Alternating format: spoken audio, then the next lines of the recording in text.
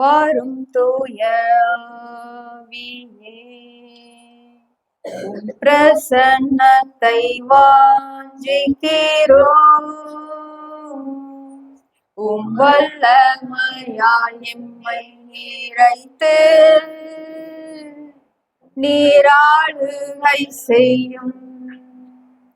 வாரும் தூய ஆவியே, உம் பிரசன்னத்தை வாஞ்சிக்கிறோம். உம் வல்லமையால் எம்மை நிறைத்து நீராளுகை செய்யும். ஜீவ தண்ணீர் நீரே, தாகம் தீர்க்கும் ஊற்றே, ஆலோசனை கர்த்தரே, உம் ஆவியை ஊற்றும். ஜீவ தண்ணீர் நீரே, தீர்க்கும் ஊற்றே, ஆலோசனை கர்த்தரே, உம் ஆவியை ஊற்றும். வாரும் தூய ஆவியே, உம் பிரசன்னத்தை வாஞ்சிக்கிறோம். உம் வல்லமையால் எம்மை நிறைத்து நீராளுகை செய்யும். வாரும் எங்கள் மகா பரிசுத்தமுள்ள தூய ஆவியானவரே, உம்மை விசுவாசிக்கிற எங்கள் உள்ளத்திலே ஆண்டவரே, நீர் உமது வார்த்தையை அனுப்பி எங்களை நிறைத்து உமக்கென்று அப்பா எங்களை தெரிந்தெடுத்து எங்களை வாழவையும் சுவாமி. உம்முடைய வார்த்தைகளை நாங்கள் சிந்திக்கும் பொழுது எங்களுடைய இருதயம் உம்முடைய பரிசுத்த கிருபை நிறைந்திருக்கிற இந்த ஸ்தானத்திலே நிலைத்திருப்பதாக சுவாமி. எங்க அடியாளை மறைத்து அப்பா நீர் வெளிப்பட வேண்டுமா நாங்கள் செபிக்கிறோம். உமது கரத்தில் எங்களை தாழ்த்தி தருகிறோம். மீட்பர் இயேசுவின் நாமத்தினாலே வேண்டிக் கொள்கிறோம் நல்ல பிதாவே, ஆமென். கிறிஸ்துவுக்குள் பிரியமானவர்களே, இந்த நாளிலே நாம் ஒரு குறிப்பிட்ட சத்தியத்தை குறித்து தியானிக்க இருக்கிறோம். மீகா தீர்க்க தரிசன புத்தகம் 5ஆம் அதிகாரம் 2ஆம் வசனத்தை எடுத்துக்கொள்ளலாம். படமும் நம்மளுக்கு இந்நேரம் தெரிஞ்சிருக்கணும் இல்லைங்களா? எப்பிராத்தா எனப்பட்ட பெத்லகேமே. இந்த தீர்க்க தரிசனத்தை மீகா யாரை குறித்து சொல்லுகிறாருங்க? ஆண்டவராகிய இயேசு கிறிஸ்துவை குறித்து இல்லைங்களா? யூதேயாவில் உள்ள ஆயிரங்களுக்குள்ளே சிறியதா இருந்தும், யூதேயா அப்படிங்கிற தேசம் இல்லைங்களா, இட்ஸ் அ கண்ட்ரி. யூதேயா தேசத்துல ஆயிரக்கணக்கான சிட்டிஸ் இருக்குது, பட்டணங்கள் இருக்கு. ஆனா அதுல எல்லாத்துலயும் நீ எப்படி இருக்கிற சின்னது, சிறியதா இருந்தும் இஸ்ரவேலை ஆள போகிறவர் உன்னிடத்திலிருந்து புறப்பட்டு என்னிடத்தில் வருவார். இப்படி ஒரு தீர்க்க தரிசனத்தை மீகா சொல்லும் போது நம்ம யோசிக்கலாம், என்னன்னா பிறப்பின் பண்டிகைகள் எடுக்க வேண்டியது இப்ப எடுக்கிறாங்கன்னு நீங்க நினைக்க வேண்டாம். ஒரு காரியம் உண்டு சரிங்களா? இன்னைக்கு நாம் சிந்திக்க இருக்கிற காரியத்தினுடைய, அதாவது தேவ வார்த்தையினுடைய தலைப்பு பெத்லகேம். என்னங்க? பெத்லகேம். பெத்லகேம் ஒரு அடையாளம். எதற்கு அடையாளம் அப்படின்னு நம்ம இந்த நாள்ல சிந்திக்க போகிறோம் சரிங்களா? ஆண்டவராய் இயேசு கிறிஸ்து இந்த பூமியில பிறப்பதற்கு முன்பதாகவே தீர்க்கதரிசிகள் மூலமாக ஆண்டவர் தம்முடைய வார்த்தையை, மேசியாவை குறித்த திட்டமும் தெளிவுமான காரியங்களும் ஆண்டவர் வெளிப்படுத்தி இருக்கிறார் இல்லைங்களா? அதற்கு பின்னாட்கள்ல பவுல் எழுதும் போது என்ன சொல்றாருன்னா, அப்போஸ்தலர் 7:27 சொல்றாரு, கர்த்தராகிய தம்மை தடவி ஆகிலும் அவர்கள் கண்டுபிடிக்கத்தக்கதாக. எப்படிங்க? கர்த்தராகிய தம்மை தடவி ஆகிலும் என்ன பண்ணணும்? ஜனங்கள் 17:27 நம்ம வாசிக்கிறோம், கண்டுபிடிக்கணும். அப்படி ஏதாவது ஒரு வகையில் யூதர்கள் அடையாளத்தை தேடுகிறார்கள் இல்லைங்களா? கிரேக்கர்கள் ஞானத்தை தேடுகிறார்கள். ஆனா எல்லா ஜனங்களும் கிறிஸ்துவை கண்டுகொள்ளணும். புறஜாதிகளுக்கு மீட்பு வேணும், இஸ்ரவேலர்களுக்கு விடுதலை வேணும். இன்னைக்கு நாமெல்லாம் யாருங்க? ஆண்டவருக்கு முன் காலத்துல புறஜாதிகளாக, அந்நியர்களாக இருந்தோம். அப்படி எல்லா சிறுமைப்பட்ட ஜனங்கள் எல்லாருமே கர்த்தரை கண்டுபிடிக்கத்தக்கதாக ஆண்டவர் ஒரு அடையாளத்தை வச்சிருக்கிறாரு. அந்த அடையாளங்கள்ல நிறைய அடையாளங்களை வச்சிருக்காரு. அதுல ஒரு முக்கியமான ஒரு அடையாளம் பெத்லகேம் சரிங்களா? அதனால இந்த பெத்லகேமை குறித்து நாம வாசிக்க இருக்கிறோம். இந்த நாளுக்கு கொஞ்ச நேரம் சிந்திக்க இருக்கிறோம் சரிங்களா? இந்த பெத்லகேம், முதல்ல இந்த பேரே நமக்கு ரொம்ப ஆச்சரியத்தை கொடுக்குது. பழைய ஏற்பாட்டுல பெத்லகேம் எங்க இருக்குது தெரியுங்களா? எங்கிருந்து சொல்லப்பட்டிருக்கிறது? ஏதாவது சம்பவம் ஞாபகம் இருக்குங்களா? ஆதியாகமம்ல யாக்கோபனுடைய மனைவி ராகேல் மரித்து பெத்லகேமுக்கு போற வழியில என்ன பண்றாங்க, அடக்கம் பண்ணப்படுறாங்க. சரிங்களா? ஆதியாகமம்ல இருந்து புதிய ஏற்பாடு வரைக்குமே இந்த பெத்லகேம்ங்கிற ஊரு டிராவல் பண்ணிட்டு வருது. அதனாலதான் இந்த ஊர் ரொம்ப முக்கியம்னு நம்ம சொல்றோம். சரிங்களா? இந்த பெத்லகேம் எத்தனை வருஷமா இந்த ஊரோட பேர் இருக்குதுன்னு யோசிச்சு பாருங்க. எத்தனை வருஷமா இருக்குது? யாக்கோபுடைய காலம்னு வர எடுத்துட்டோம்னா இன்னைக்கு வரைக்கும் நம்ம எடுத்துக்குவோமே, இன்னைக்கு வரைக்கும் எடுத்த எத்தனை வருஷங்க? கிட்டத்தட்ட 3000 4000 வருஷமா இந்த பெத்லகேம்ங்கிற ஒரு ஊர் இருக்குது. இப்ப நம்ம யோசிச்சு பார்க்கலாம், 4000 வருஷத்துக்கு முன்னாடி நம்ம அனுப்பற்பாளையம் ஊருக்கு அனுப்பற்பாளையம் பேர் இருக்குமா? இருக்காது. இந்த ஊர் ஒரு ஊராவே இருந்திருக்குமான்னு நமக்கு தெரியல. வெறும் காடாதான் இருந்திருக்குமா? தெரியல. 4000 வருஷத்துக்கு முன்னாடிங்க. யோசிச்சு பாருங்க. இந்த 4000 வருஷ கேப்ல இந்த இஸ்ரவேல் தேசம் எதிரிகளால நசுக்கப்பட்டு எல்லாவற்றையும் இழந்து போயிட்டு மீண்டும் அவங்க என்ன பண்ணாங்க, புதுப்பிக்கப்பட்டு எத்தனையோ ஆண்டுகளுக்கு பிறகு வர்றாங்க. இன்னைக்கும் என்ன இருக்குதுங்க, பெத்லகேம்ங்கிற ஊரு நிலைத்து நிக்குது. இஸ்ரவேல் தேசத்துல இன்னைக்கும் பெத்லகேம் இருக்குது. அங்க த சர்ச் ஆஃப் நேட்டிவிட்டி, கர்த்தருடைய கிறிஸ்து பிறந்த ஊர் அப்படிங்கறதுனால ஒரு பெரிய ஆலயத்தை சர்ச் ஆஃப் நேட்டிவிட்டின்னு கட்டி வச்சிருக்காங்க. சரிங்களா? அப்ப இந்த பெத்லகேம கர்த்தர் எவ்வளவு தூரம் நினைத்திருக்கிறாருங்கிறது நமக்கு ஆச்சரியமா இருக்குது. அப்ப இந்த பெத்லகேம்ல ஏதோ ஒரு சிறப்பு இருக்குது. அது என்ன சிறப்பு அப்படிங்கறத இந்த நாள்ல நம்ம கற்றுக்கொள்ள போயிரும். சரிங்களா? முதலாவது இந்த பெத்லகேம்க்கு 2 பேர் இருக்குது. அந்த 2 பேரையுமே இங்கே நம்ம பார்க்கிறோம் இல்லைங்களா? எப்பிராத்தா எனப்பட்ட பெத்லகேமே. எப்பிராத்தா அப்படிங்கிறது பழைய பெயர். இந்த எப்பிராத்தா அப்படிங்கிற பழைய பெயரும் பெத்லகேமும் இயேசு கிறிஸ்துவோடு தொடர்புடையது. இயேசு கிறிஸ்துவோட எதெல்லாம் தொடர்பு இருக்குதோ அது எல்லாம் புதிய ஏற்பட்ட விசுவாசிகளாகிய உங்களுக்கும் எனக்கும் தொடர்புடையது. அதனாலதான் இந்த நாளா நம்ம சிந்திக்க இருக்கிறோம். சரிங்களா? இந்த எப்பிராத்தா அப்படிங்கிற இந்த பெயருக்கு அர்த்தம் கனி தரும் நிலம். சொல்லுங்க, கனி தரும் நிலம். அந்த லேண்ட் வந்து ஃப்ரூட்டை கொடுக்குமா? இந்த வசனம் உங்களுக்கு எதையாவது லிங்க் பண்ணுதா? இந்த வசனம் இந்த அர்த்தம் யாரையாவது லிங்க் பண்ணுதா? ஆண்டவராகிய இயேசு கிறிஸ்து. யோவான் நற்செய்தி 15ஆம் அதிகாரம் 1ஆம் வசனத்துல ஆண்டவர் என்ன சொல்றாரு? நானே மெய்யான திராட்சை செடி, அவருக்குள்ளாக கனி கொடுக்கும் போது நாம் அவருக்குள்ளாக நிலைத்திருப்போம். அப்போ ஒரு திராட்சை செடி, அவர்தான் மெய்யான திராட்சை செடி. அந்த திராட்சை செடி என்னைக்குமே கனி கொடுக்க கூடியது. அந்த கனி கொடுக்கக்கூடிய ஒரு செடியை கொண்டு போய் வைக்கணும்னா அந்த நிலம் எப்படிப்பட்டதா இருக்கணும்? கனி கொடுக்கக்கூடிய ஒரு நிலமா இருக்கணும். எவ்வளவு ஆச்சரியமா இருக்குது. இந்த எப்பிராத்தாங்கிற பேரு ஆண்டவராய் இயேசு கிறிஸ்துவை மறைமுகமாக குறிக்கிறது. சரிங்களா? இது ரொம்ப ஆச்சரியமா இருக்கு. இன்னும் ஆச்சரியமான ஒரு காரியத்தை காட்டுறோம் பாருங்களேன். கீதம் 132 6 7.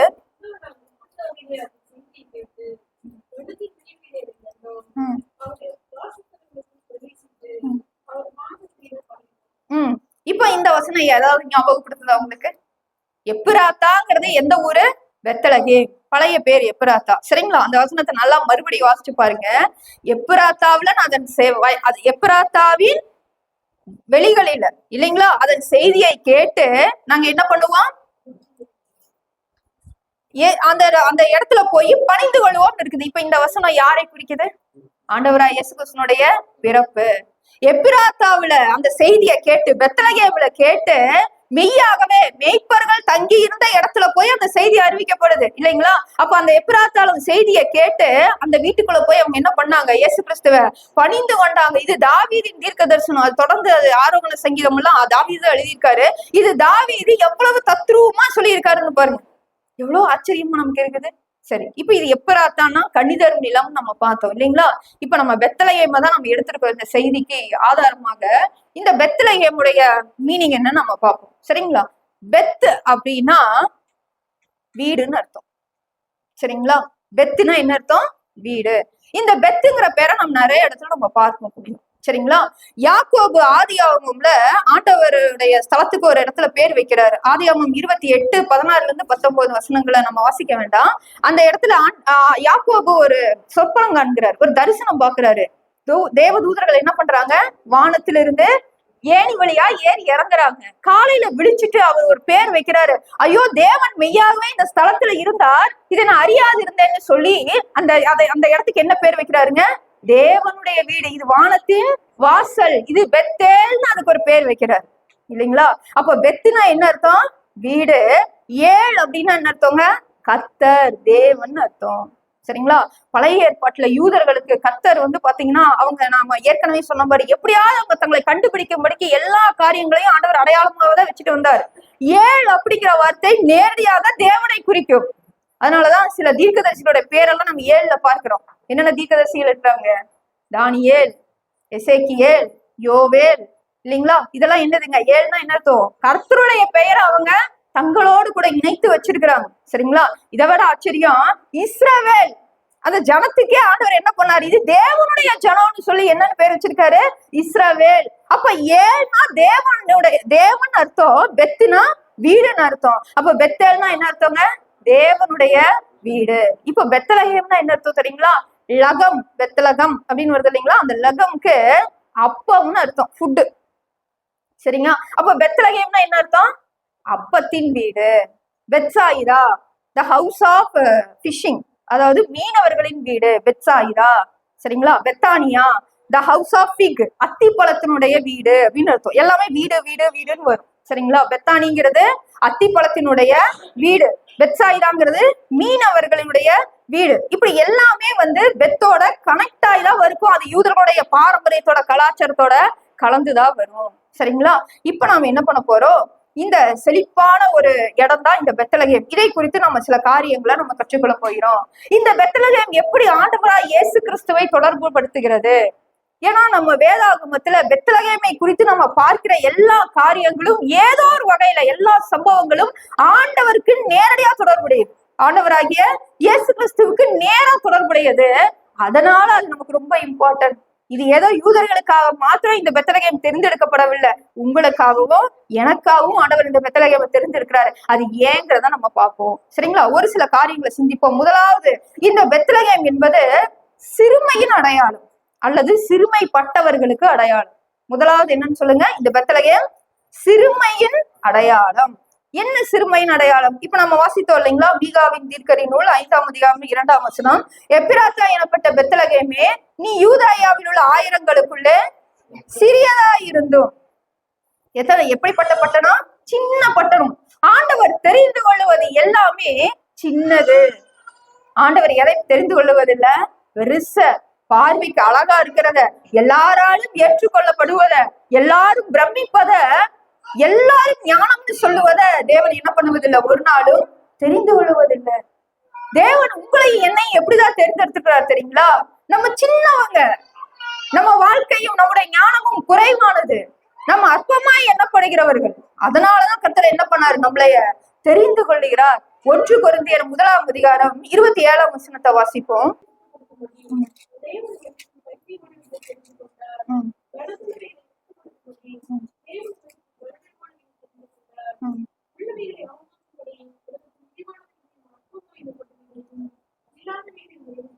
ஆண்டவர் சும்மா இந்த வார்த்தையை சொல்லலைங்க.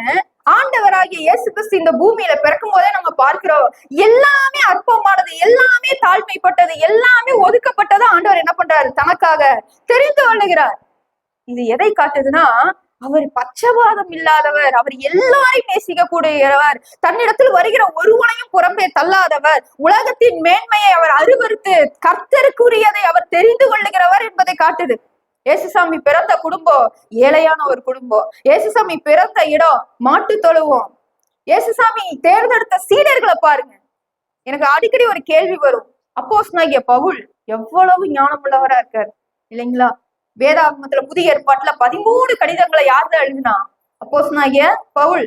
பேதுருவை விட அதிகமா, யாக்கோபை விட அதிகமா, எல்லாரையும் விட அதிகமா பவுல் எழுதியிருக்கிறாரு. பயங்கர ஞானமுள்ள எழுத்துக்களா இருக்குது. பேதுரு ஒரு இடத்துல சொல்றாரு, அவர் எழுதின எழுத்துக்களை அறிகிறது கடினமா இருக்குதுன்னு பேதுரு சொல்லுகிற அளவுக்கு ஞானமுள்ள ஒரு பவுல இயேசு வாழ்ந்த காலத்துல பவுலும் தானே வாழ்ந்திருப்பாரு. அப்ப ஆண்டவர் ஏன் அவரை தேர்ந்தெடுக்கல? எப்படியாவது ஒரு வகையில ஆண்டவரால் வர வச்சு தேர்ந்தெடுக்க முடியாதா? முடியும் இல்லைங்களா? நம்ம அப்போஸ்தலர்களை பார்க்கிறோம். பேதுரு எழுந்து நின்று 11 கூட எழுந்து நின்று அவர் பிரசங்கிக்கும் போது அத்தனை பேர், 3000 பேர் 5000 பேர் ரட்சிக்கப்பட்டு சபையில சேர்க்கப்படுகிறாங்க. அவங்க சொன்ன சாட்சி என்ன தெரியுங்களா? இவர்கள் கலிலேயர்கள், இவர்கள் கல்லாதவர்களா இருந்தும் எப்படி இப்படி பேசுறாங்க? ஆச்சரியமா இருக்குது. இவங்க எப்படி இப்படி பேசுறாங்க? தேவன் யார தெரிந்து கொள்ளுகிறாருங்க? அற்பமா எண்ணப்படுகிறவர்களை, தள்ளப்பட்டவர்களை, சிறுமைப்படுகிறவர்களை, ஞானம் உள்ளவர்களை வெட்கப்படுத்தும்படி தேவன் உலகத்துல பைத்தியமானவர்களை தெரிந்து கொண்டார். நான் விசுவாசிக்கிறேன். அதனாலதான் கடவுள் என்னை தெரிந்து கொண்டார். நான் விசுவாசிக்கிறேன். அல்லேலூயா. பெரிய அறிவு இருக்கிறதுனால எல்லாம் இல்ல, நான் யாருன்னு எனக்கு தெரியும் இல்லைங்களா? அவங்கவுங்க யாருன்னு எல்லாருக்கும் தெரியும். என்னை விட ஞானம் உள்ளவங்க, திறமை உள்ளவங்க, என்னை விட கர்த்தருக்காக பெரிய காரியங்களை செய்யக்கூடியவங்க எல்லாம் இருக்கும் போது கர்த்தர் ஏன் நம்மை தெரிந்து கொண்டார்? ஏன் நமக்கு இந்த வாய்ப்பை கொடுத்தாருன்னு யோசித்து பாருங்க. எவ்வளவு ஞானம் உள்ளவங்க நம்மளை சுத்தி இருக்காங்க. ஆனா ஆண்டவர் இந்த சின்ன கூட்டமாகிய நம்ம இந்த பட்டணத்துல ஆண்டவர் நம்மளை தெரிந்து வைத்திருக்கிறாரு. இதுக்காக ஆண்டவருடைய தேவ சித்தத்திற்கு நிறைவேற்றுவதற்கு கர்த்தர் அற்பமா இருக்கிற நம்மை ஆண்டவர் தெரிந்து கொண்டார். ஆனா தெரிந்து கொண்ட ஆண்டவர் அப்படியே விடுறதில்ல, அவங்களை ஞானம் இல்லாதவர்களாவே விடுறதில்ல. அதே பேதுருவை, அதே யாக்கோபு, அதே யோவானை எப்படி பயன்படுத்தினார்? மீன் பிடிக்கிறவங்க அவங்க இல்லைங்களா? அவர்கள் கல்லாதவர்கள். அவங்களை கொண்டுதான் சும்மா சுவிசேஷத்தை அறிவிக்கல, உலகம் முழுவதும் இருக்கிற சகல திருச்சபைகளுக்கும் ஆதாரம் யார்தான்? அப்போஸ்தலர்கள் தான். அவருடைய விசுவாசம், அவருடைய எழுத்துக்கள் தான். நீங்க யோசிச்சு பாருங்க. தேவன் இல்லாதவைகளை ஆண்டவர் என்ன படுத்துறாரு? தன்னுடைய கையில எடுத்து தெரிந்து கொள்ளுகிறார். தேவன் நல்லவர். அவர் சிறுமைப்பட்டவர்களை ஆண்டவர் என்ன பண்ணுகிறார்? நோக்கி பார்க்கிறார். அதற்கு பெத்லகேம் ஒரு அடையாளம். அது யூதேயாவின் பட்டணங்கள்ல சின்னதா இருந்தோம். கர்த்தர் என்ன பண்ணாரு? அததான் எனக்கு வேணும்னு தெரிந்து கொள்ளுகிறார். சங்கீதம் 9:9 வாசிக்கலாம். சங்கீதம் 9:9. உபாகமம் 7:7 வாசிங்க. இதெல்லாம் மனப்பாடம் பண்ணிக்கலாம். சங்கீதம் 9:9, உபாகமம் 7:7. அப்படியே ஆர்டரா இருக்கும்.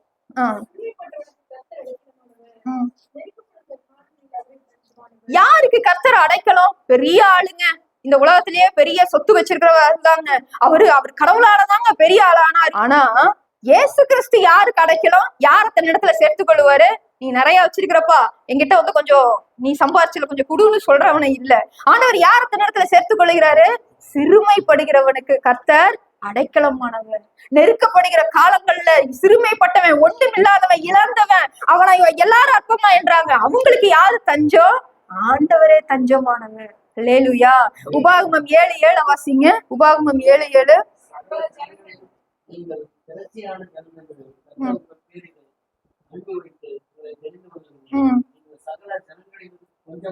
எதற்காக ஆண்டவர் இஸ்ரவேல் ஜனங்களை தெரிந்து கொண்டேன் என்று சொல்றாரு? சகல ஜனங்களில் இந்த உலகத்தில் இருக்கிற அத்தனை பேர்லும் நீங்க ரொம்ப திரட்சியானவங்க, நீங்க பெரிய ஆளுக, நீங்க பலவான்கள், உங்களை கொண்டு எல்லா காரியத்தையும் சாதிச்சிருவேங்கிறக்காக உங்களை தெரிந்து கொள்ளல.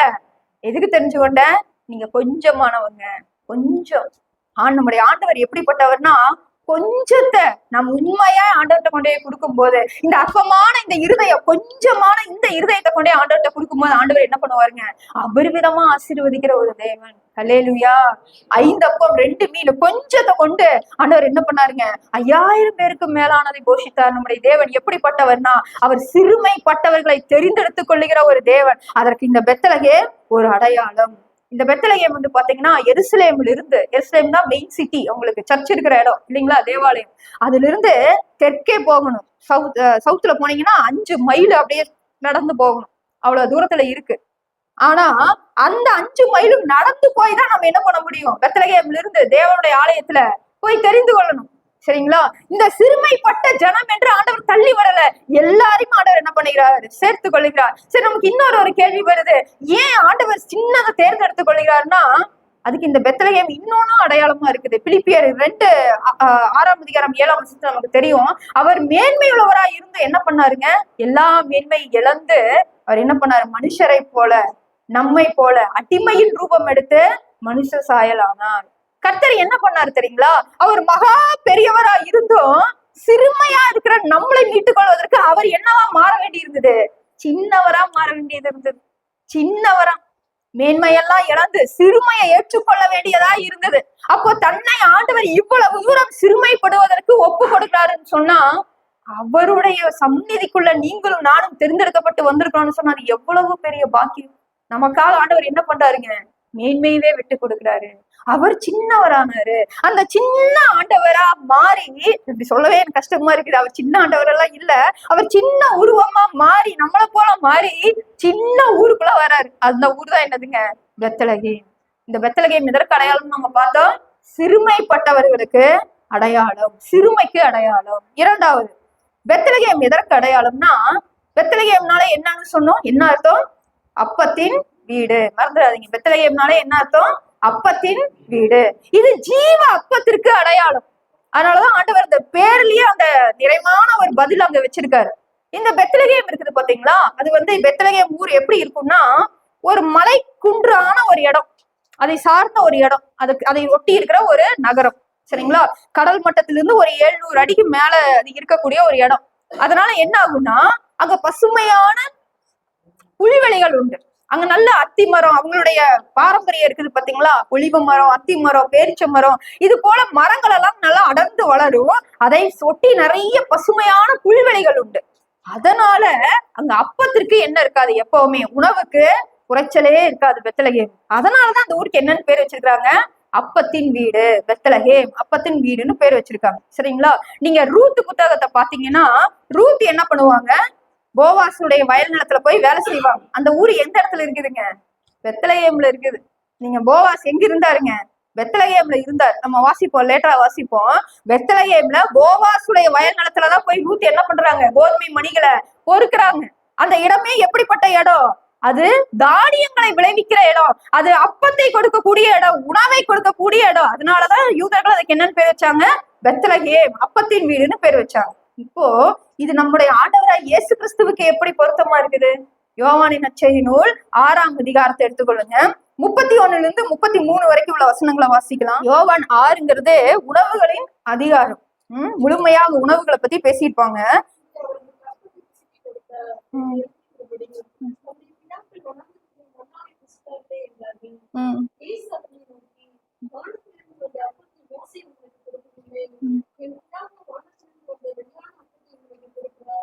போதுங்க, 48ல இருந்து வாசிங்க.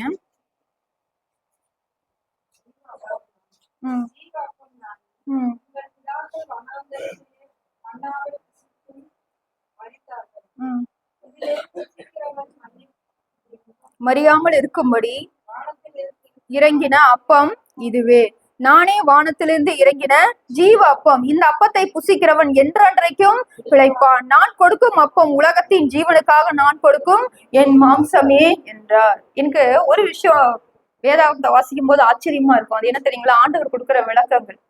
ஆண்டவர் பெரும்பாலான சமயங்கள் ஆண்டவர் ஓமைகள் நிறைய பேசுவார் இல்லைங்களா. அந்த ஓமைகளை பேசி முடிச்சுட்டு விளக்கங்களை அந்த இடத்துல கொடுத்துருக்க மாட்டாரு. சீஷர்கள் என்ன பண்ணுவாங்க, தனித்து கேட்பாங்க, ஆண்டவரே இந்த கடுகு விதை பத்தி சொன்னீங்களா, அது என்ன அர்த்தம், விதைக்கிறவனை பத்தி சொன்னீங்களா, அது என்ன அர்த்தம்னு தனித்து கேட்பாங்க. அங்க 2 திட்டு வாங்குறா கூட அவங்க கேட்டுட்டேதான் இருப்பாங்க. அதனால ஆண்டவர் என்ன பண்ணுவாரு, அவங்களுக்கு விளக்கம் கொடுப்பாரு. நல்ல வேலை நான் தப்பிச்சோன்னு நான் நினைச்சுக்குவேன். ஆண்டவர் ஓமையா மட்டும் பேசியிருந்தா நம்மளுக்கு ஒண்ணும் புரியாது. சரிங்களா, நாம ஏதோ சீடர்களை திட்ட வேண்டிய அவசியம் இல்ல. அவங்களுக்கு எப்படி புரியலையா அதே மாதிரி என்ன இருக்காது, நம்மளுக்கும் பெரிய ஞானிக கிடையாது, நமக்கும் புரிஞ்சிருக்காது. நல்ல வேலை அவங்க என்ன பண்ணாங்க, நமக்காக திட்ட வாக்கியாவது அந்த அர்த்தத்தையும் கேட்டு எழுதி வச்சிருக்காங்க. அதனாலதான் நம்ம தப்பிச்சோம். இந்த இடத்துல பாத்தீங்கன்னா இந்த அப்பத்தை குறித்து, ஜீவ அப்பத்தை குறித்து வாசிச்சோம் இல்லைங்களா. இந்த விளக்கத்தை இயேசு கிறிஸ்து கொடுக்கறதுக்கு காரணம் யார் தெரியுங்களா, அந்த இஸ்ரவேலர்கள். நல்ல வேலை அப்படின்னு இதெல்லாம் கேட்டானுங்க. அதனாலதான் என்னாச்சு, நமக்கு விளக்கம் கிடைச்சது. இந்த யோவானின் நற்செய்தி நூல் 6ஆம் அதிகாரத்தை பாத்தீங்கன்னா அந்த அதிகாரம் ஆரம்பிக்கும் போது சூப்பரா ஆரம்பிக்கும், ஆனா முடியும் போது மோசமா முடியும். அந்த அதிகாரம் எப்படி ஆரம்பிக்குதுன்னு பாருங்களேன். இவைகளுக்கு பின்பு இயேசு திபேரியா கடல் எனப்பட்ட கலிலேயா கடலின் அக்கறைக்கு போனார். சரிங்களா, 4ஆம் வசனத்துல நான் வாசிக்கிறேன். அப்பொழுது யூதருடைய பண்டிகையாகிய பஸ்கா சமீபமா இருந்தது. தொடர்ந்து நம்ம வாசிச்சுட்டே இருந்தோம்னா ஜனங்கள் எல்லாம் அவங்க கூடி வந்திருப்பாங்க. சரிங்களா, அவங்க என்ன பண்ணிருப்பாங்க, பசியோட இருப்பாங்க. அவங்களுக்கு அப்பங்களை கொண்டு வாங்கன்னு ஆண்டவர் சொல்றாரு. 7ஆம் வசனத்துல பிலிப்பு என்ன சொல்றாரு, இவங்களுக்கு எவ்வளவு அப்பா கொடுத்தாலும் போதாதேன்னு சொல்லி 9ஆம் வசனத்துல அவங்க வாசிக்கிறோம். ஒரு பையன் இருக்கிற, அவன் கையில 5 வார்கோதுமை அப்பங்களும் 2 மீன்களும் உண்டு. இப்ப இந்த சம்பவம் உங்களுக்கு என்ன ஞாபகம் வந்துருச்சு இல்லைங்களா. இப்ப இந்த சம்பவம் என்னதுங்க, தொடர்ந்து ஒரு சம்பவம் என்னது, 5 அப்பம் 2 மீனை 5000க்கும் அதிகமான பேர்களுக்கு பகிர்ந்த ஒரு சம்பவம். சரிங்களா, இது உணவுகளின் அதிகாரம். அதனாலதான் நம்ம சொன்னோம். இப்போ ஆண்டவர் திரளான ஜனங்களுக்கு அதை பகிர்ந்து கொடுத்த உடனேயே வந்தவங்களுக்கு எல்லாம் எப்படி இருக்கும், நாம அந்த கூட்டத்துல இருக்கிறோம்னு வச்சுக்கோங்களேன். மான்சிலாசஸ் கூட்டத்துக்கு போற மாதிரி, தினகரன் ஐயா கூட்டத்துக்கு போற மாதிரி, ஏசப்பாவோட கூட்டத்துக்கு நம்ம போயிருக்கிறோம்னு வச்சுக்கோங்களேன், எப்படி இருந்திருக்கோம் யோசிச்சு பாருங்க. அத்தனை பேரும் இலவசமா சாப்பிடுறாங்க இல்லைங்களா. அவங்க கொண்டு வந்த சாப்பாட்டை சாப்பிடல, ஆண்டவர் என்ன பண்ணாருங்க, 5 அப்பம் 2 மீனை பகிர்ந்து கொடுத்தது எல்லாருக்குமே தெரியும். சீஷர்களுக்கு மட்டும் இல்ல, எல்லாருக்கும் தெரியும். எப்படி தெரியும், எங்கிருந்து இந்த அப்பம் வரும், இல்லைங்களா? அவங்க எல்லாம் நம்ம கூட தான் இருக்காங்க. சீஷர்கள்லாம் அங்கேயே 3 நாளா நம்ம கூட தான் இருக்காங்க. எல்லாத்தையும் ஜனங்கள் பாக்குறாங்க. இவங்க எங்க கடவுளிகள்ல போய் அவங்க வாங்கிட்டு வரலன்னு அவங்களுக்கு தெரியுது. அப்ப அந்த அப்பா எங்கிருந்துதான் வந்திருக்கோம்? இயேசு கிறிஸ்து தான் கொடுத்திருக்கிறாரு, ஆசீர்வதித்திருக்கிறாரு. இது அற்புதம் இருக்கிறது அங்க இருக்கிற எல்லா ஜனங்களுக்கும் தெரிஞ்சது. 3 நாளா ஆண்டவருடைய வசனத்தை கேட்டுட்டு திருப்தியா சாப்பிட்டு ஆண்டவர் அவங்களை அனுப்பி விட்டுட்டு அவர் வேற இடத்துக்கு போயிட்டாரு ஜெபம் பண்ண. சரிங்களா? அடுத்த நாள் ஆண்டவர் அந்த ஒரு இடத்துக்கு போறாரு. அதுக்கு முன்னாடி இவங்க எல்லாம் என்ன பண்ணாங்க? ஜனங்கள் எல்லாம் ஓடி வந்து நிக்கிறாங்க. எதுக்கு? திராட்சை தோட்டத்துக்கு வேலைக்கு போனா நம்ம பார்த்தோம் இல்லைங்களா? தோட்டத்துக்கு வேலைக்கு போறது, ஏதோ ஒரு இடத்துக்கு பணியாட்கள் அமுத்துறது, அந்த மாதிரி எல்லாம் உவமைகளை நம்ம பார்க்கிறோம். போனா காலையில இருந்து சாயந்தரம் வரைக்கும் வேலை செஞ்சாதான் என்ன கிடைக்கும்? அப்பம் கிடைக்கும். ஆனா இவர்கிட்ட என்ன கிடைக்கும்? இலவசமாவே அப்பம் கிடைக்கும். நாம என்ன பண்ண வேண்டியது இல்ல, வேலையே செய்ய வேண்டியது இல்ல. உட்காந்து அவர் பேசுறதெல்லாம் கேட்டுட்டு இருந்தாலே என்ன பண்ணிடுவாரு? நம்மளுக்கு அப்பம் கொடுத்துருவாருன்னு தேடி வராங்க. சரிங்களா? அப்ப ஆண்டவர் சொன்னாரு, அற்புதமான ஒரு வசனத்தை சொல்றாரு பாருங்களேன். 26ஆம் வசனத்துல இயேசு அவர்களுக்கு பிரதியுத்தரமாக, நீங்கள் அற்புதங்களை கண்டதினால் அல்ல, நீங்கள் அப்பம் புசித்து திருப்தியானதினாலே என்னை தேடுகிறீர்கள் என்று மெய்யாகவே மெய்யாகவே 2 தடவை சொல்றாரு. அப்பனா ரொம்ப உண்மை. மெய்யாகவே மெய்யாகவே உங்களுக்கு சொல்லுகிறேன். நீங்க அற்புதத்தை பார்த்து என்கிட்ட வரல. எதுக்கு வந்தீங்க? இன்னைக்கும் அப்பம் கொடுப்பாருன்னு தான் வந்திருக்கிறீங்க. ஆனா இந்த அப்பத்தை தேடாதீங்கன்னு ஆண்டவர் சொல்றாரு. அப்பதான் அவங்க கேக்குறாங்க. அவங்கனாலதான் இத்தனை பதில் நமக்கு கிடைச்சது. அவங்க என்ன கேக்குறாங்க? வானத்திலிருந்து 31ஆம் வசனத்துல, வானத்திலிருந்து அவர்களுக்கு அப்பத்தை புசிக்க கொடுத்தார் என்று எழுதியிருக்கிறபடி நம்முடைய பிதாக்கள் வனாந்தரத்தில் மன்னாவை புசித்தார்களே. அவங்க கூடி வந்திருந்த இடம் எதுங்க? புல்வெளியான ஒரு வனாந்திரம் உள்ள ஒரு இடம். அவங்க என்ன தெரியுங்களா நினைச்சுக்கிட்டாங்க? மோசே எங்க வழி நடத்தினாரு ஜனங்களை? வனாந்தரத்துல. வனாந்தரத்துல நடக்கும் போது இவங்க விதைக்கவும் இல்லை, நூற்கவும் இல்லை, எதுவும் பண்ணல, வேலையே செய்யல. ஆனா உணவு எப்படி வந்தது? வானத்திலிருந்து இலவசமா நம்முடைய பிதாக்கள் அப்பத்தை புசித்தார்களே அப்படின்னு எதுக்கு இங்க ஞாபகப்படுத்துறாங்கன்னு நினைக்கிறீங்க? எதுக்கு இங்க ஞாபகப்படுத்துறாங்க? இயேசுவுக்கு அவருக்கு எல்லாம் தெரியும். நீங்களும் என்ன பண்ணுங்க, எங்களுக்கு அப்பத்தை கொடுங்க. வானத்திலிருந்தே அப்பத்தை கொடுத்தாங்களே, அன்னைக்கு எல்லாரும் நம்முடைய பிதாக்கள் சாப்பிட்டாங்களே, அப்ப நீங்களும் எங்களுக்கு என்ன பண்ணுங்க, அப்பத்தை கொடுங்கன்னு கேட்கும் போதுதான் ஆண்டவர் சொன்னாரு, மோசே உங்களுக்கு அந்த அப்பத்தை கொடுக்கவில்லை. 32ஆம் வசனத்துல, என் பிதாவா வானத்திலிருந்து வந்த மெய்யான அப்பத்தை உங்களுக்கு கொடுக்கிறார் என்று உங்களுக்கு மெய்யாவே உங்களுக்கு சொல்லுகிறேன். மோசே கொடுத்த அப்பம் ஜீவனுள்ள ஒரு அப்பம் இல்ல. அந்த அப்பத்தை சாப்பிட்டா என்ன ஆயிரும்? ஜீரணமாயி அவ்வளவுதான், அந்த நாளுக்கான பலனை தந்து அது முடிஞ்சு போயிரும். அது ஜீவனை தருகிற அப்பம் இல்ல. என் பிதாதான் உங்களுக்கு ஜீவனை கொடுக்கிற அப்பத்தை கொடுக்கிறாருன்னு சொல்லி ஒரு பெரிய டிஸ்கஷன் போகுது. அதெல்லாம் 48ஆம் வசனத்துல ஆண்டவர் சொன்னாரு, ஜீவ அப்பம் நானே, என்னை புசிக்கிறவன் மரித்தாலும் பிழைப்பான். நான் தான் வானத்திலிருந்து உங்களுக்கு இலவசமாய் கொடுக்கப்பட்ட அப்பம். நீங்க அதுக்காக பிரயாசப்படல. நான் என்ன பண்ணேன்? உங்களுக்காக இலவசமாக கொடுக்கப்பட்டிருக்கிற என் சரீரம் தான் அப்போ, என்னுடைய ரத்தம் தான் பானம் அப்படின்னு ஆண்டவர் சொல்லும் போது யாராவது கேட்பாங்களா? இவரை எப்படி அடிச்சு நம்ம சாப்பிடுறது? அப்படியே அடிச்சு சாப்பிட்டாலும் இத்தனை பேருக்கு எப்படி பத்தும்? இல்லைங்களா? என்ன பண்ணாங்க தெரியுங்களா? 7ஆம் வசனத்துல 66ஆம் வசனத்துல, அது முதல் அவருடைய சீஷர்களை அநேகர் அவருடனே கூட நடவாமல் பின்வாங்கி போனார்கள். நிறைய பேர் ஆண்டவரை விட்டு பின்வாங்கி போயிட்டாங்க இந்த சத்தியத்துக்கு அப்புறம். ஆனா இதுதான் மெய்யான சத்தியம். இந்த பெத்லகேம் என்ன, எதற்கு அடையாளம் நம்ம சொன்னோம்? அப்பத்திற்கு அடையாளம்னு சொன்னோம். இது அப்பத்தின் வீடுன்னு சொன்னோம். இயேசு கிறிஸ்து என்னன்னு தன்னை சொல்லுகிறாரு?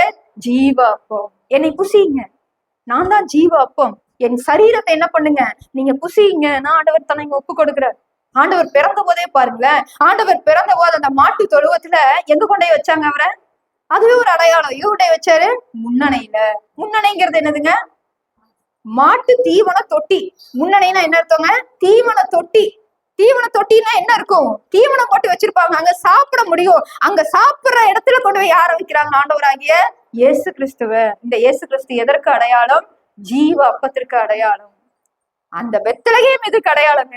அந்த ஜீவ அப்பா இந்த ஊர்லதாயா பிறக்க போகுதுங்கிறதுக்குதான் பெத்லகேம் அடையாளம். இப்ப 2 காரியங்களை பார்த்தோம். முதலாவது பெத்லகேம் எதற்கு அடையாளம்? சிறுமைப்பட்டதற்கு அடையாளம். 2வது ஜீவ அப்பத்திற்கு, அல்லது எல்லாமே இயேசு கிறிஸ்துவோட தொடர்புடையது. சரிங்களா? ஜீவ அப்பத்திற்கு அடையாளம். 3வது பெத்லகேம் ஆடுகளுக்கான ஒரு அடையாளம், ஆடுகளின் வாழ்விடம். நான் முதல்ல சொன்னோம் பாத்தீங்களா, இந்த பெத்லகேம் எப்படிப்பட்ட இடம்? பசுமையான புல்வெளிகள் இருக்கிற இடம். அங்க நல்ல புல்வெளிகள் அதிகமா இருக்கிறதுனால மேய்ச்சல் நிலங்கள் அதிகமா இருக்கும். அதனாலதான் அங்க என்ன பண்ணுவாங்க? ஆடுகளை மேய்க்கிறாங்க. நம்ம பார்த்தோம் இல்லையா, ஆண்டவராய் இயேசு கிறிஸ்து பிறக்கும் போதே அங்க என்ன பண்றாங்க? மேய்ப்பர்களுக்கு போய் முதலாவது அந்த சுவிசேஷம் அறிவிக்கப்படுது. ஏன் அப்படின்னா அது நல்ல மேய்ச்சலான ஒரு இடம். அங்க மேய்ப்பர்கள் எப்பொழுதுமே இருப்பாங்க. மற்ற ஊர்களை சேர்ந்தவங்க, சுத்தி இருந்த அரபு தேசத்துல இருந்தவங்க எல்லாம் கூட அங்க வந்து தங்களுடைய ஆடுகளை, ஏன்னா பெத்லகேம்ல வளர்க்கப்பட்ட ஆடுகள் வந்து நல்லா புசு புசு புஷ்டியா இருக்கும். பெத்லகேம்ங்கிற ஊருக்கு எபிரேயத்திலையும் கிரேக்கத்திலையும் தான் அப்பத்தின் வீடுன்னு பேரு. ஆனா அரபு தேசத்துல இருக்கிறவங்க என்ன தெரியுங்களா அர்த்தம் வச்சிருக்காங்க? House of meat. அதாவது மீட்னா என்ன சொல்றதுங்க, நல்ல நான்வெஜ் இல்லைங்களா, அதற்கான அடையாளம் அப்படின்னு அவங்க வச்சிருக்கிறாங்க. ஏன் அப்படின்னா அங்க வளர்ற ஆடு எப்படி இருக்கும், நல்ல புஷ்டியா வளரும், நல்ல மீட்டு கிடைக்கும் இல்லைங்களா, சதையெல்லாம் நிறைய கிடைக்கும், நல்லா சாப்பிடலாங்கிறது சுத்தி இருக்கிறவங்களுக்கு எல்லாம் தெரியும். அதனால என்ன பண்ணுவாங்கன்னா இந்த பெத்லகேம்ல இருக்கிற மேய்ப்பர்கள் எப்பவுமே அங்க தங்கி இருப்பாங்க. அவங்க கிட்ட கொண்டு வந்து தங்களை ஆடுகளை குழந்தையா இருக்கும் போதே கூட்டிட்டு போயிடுவாங்க. குட்டியா இருக்கும் போதே அவங்க என்ன பண்ணுவாங்க, புஷ்டியா வளர்த்தி கொடுப்பாங்க, அதுக்கு ஒரு வருமானம் வரும். அப்படி எப்பவுமே பெத்லகேம் எப்படி இருக்கும்னா ஆடு மேய்ச்சலின் இடமாவே இருக்கும். இதுல ஆச்சரியமான இன்னொரு விஷயத்தையும் நம்ம நினைச்சு பார்க்கணும். தாவீது ராஜா எங்க ஆடுகளை மேய்ச்சாரு? பெத்லகேம்ல.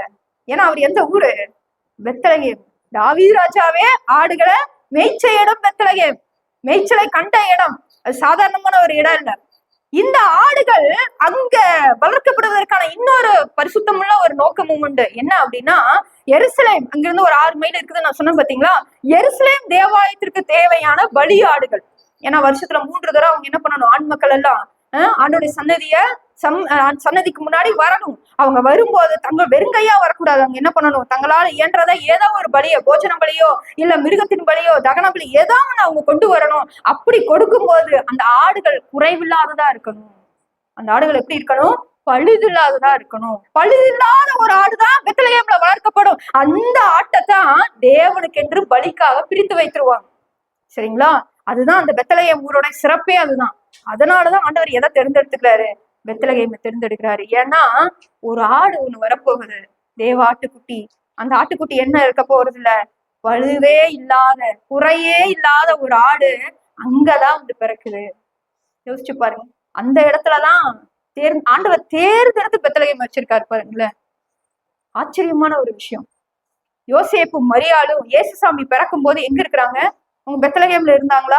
இல்ல, அது அவங்களுடைய சொந்த ஊரு. ஆனா அவங்க பெத்லகேம்ல இல்ல, அவங்க என்ன இருக்கிறாங்க, வேற ஒரு இடத்துல இருக்கிறாங்க. சரிங்களா, எல்லா காரியங்களும் தீர்க்க தரிசனமா நிறைவேறி ஆகணும். நற்செய்திகள் 2ஆம் அதிகாரத்தை எடுத்துக்கொள்ளலாம். 1ஆம் வசனத்துல இருந்து வாசிப்போம்.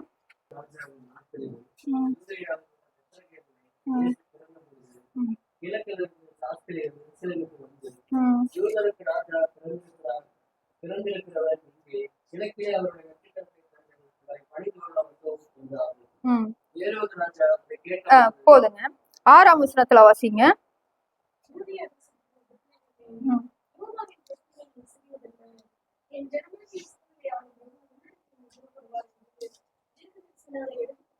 இது என்ன தீர்க்கதரிசி எழுதினாரு? அதுல இருந்து நம்ம வசனத்தை பிரசங்கத்தை ஆரம்பிச்சோம். எந்த தீர்க்கதரிசி எழுதினாருங்க? மீகா தீர்க்கதரிசி. 5:2 நாம் வாசிச்சோம் பாத்தீங்களா.